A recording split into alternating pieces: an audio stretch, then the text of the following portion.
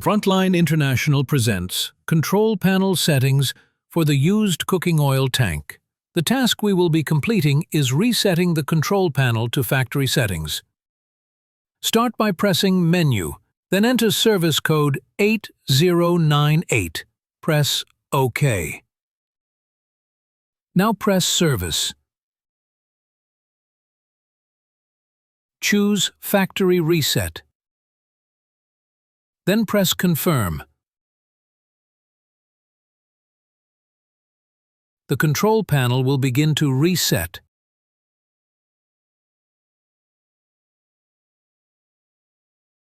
Once it returns to the level indicator screen, the panel has been reset to factory settings.